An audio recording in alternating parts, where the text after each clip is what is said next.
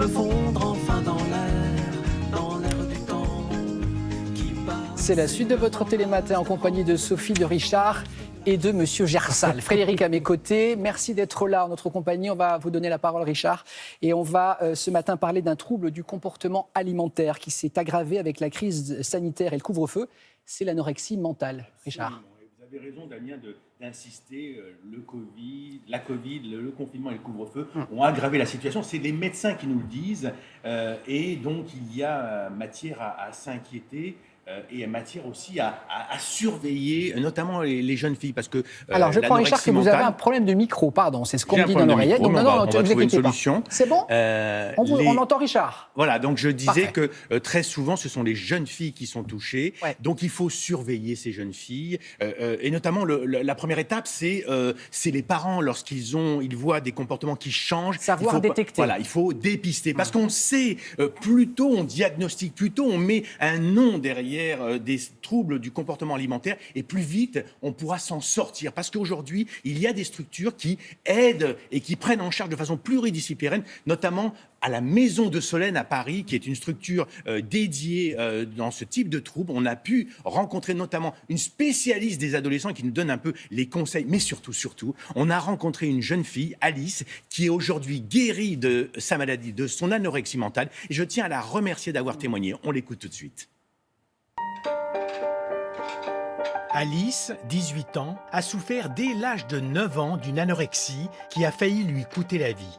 J'ai toujours été, d'ailleurs je suis toujours une petite fille vraiment très sensible aux problèmes des autres, comme une éponge en fait. J'absorbais tout ce qui pouvait se passer autour de moi et au bout d'un moment, il fallait bien que je relâche tout et donc j'ai trouvé un moyen, une sorte d'échappatoire, en l'occurrence l'anorexie mentale.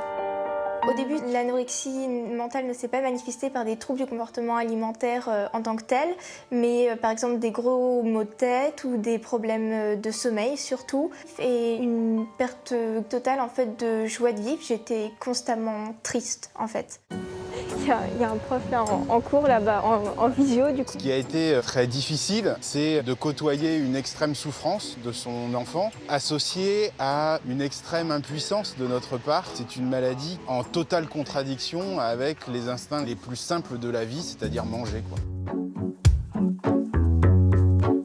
Les points essentiels qui doivent alerter les parents, ce sont le mal-être, les modifications des conduites alimentaires, des préoccupations excessives sur la silhouette, est-ce que je suis mince, et puis des rituels au quotidien, des tris d'aliments, parfois des régurgitations, des vomissements, des adolescents qui se lèvent après le repas et qui vont aux toilettes de façon répétée, qui vont demander des laxatifs. Enfin, toutes ces conduites que nous on appelle compensatoires, qui en plus de la restriction alimentaire vont aggraver la perte de poids. C'est dans cet établissement qu'Alice a été hospitalisée et soignée par une équipe de médecins, infirmiers, diététiciennes, psychologues pendant 6 mois. Bon, comment tu vas ? Très bien. Je suis en 2e année de médecine. Je suis vraiment épanouie dans mes études et dans le reste aussi. Tout va très bien. Pour moi, Alice est guérie. Je pense que la force d'Alice aujourd'hui, non seulement c'est d'avoir vaincu la maladie, d'avoir eu le courage d'affronter toute cette période de soins qui a été terrible. Elle a une force supplémentaire, c'est qu'elle connaît ses vulnérabilités et qu'elle est donc probablement plus protégée que quelqu'un d'autre de faire un jour un autre épisode anorexique parce qu'elle a été suivie en psychothérapie. L'année dernière, en 1re année de médecine, j'étais particulièrement stressée et du coup, j'ai senti ressurgir certaines fragilités au niveau de la nourriture, plus comme des réflexes et conséquences d'une petite déprime, plus que comme une véritable volonté de perdre du poids, de m'abîmer ou des choses comme ça. Alice veut être pédiatre, un choix qui n'est pas anodin et qui résonne avec son histoire personnelle.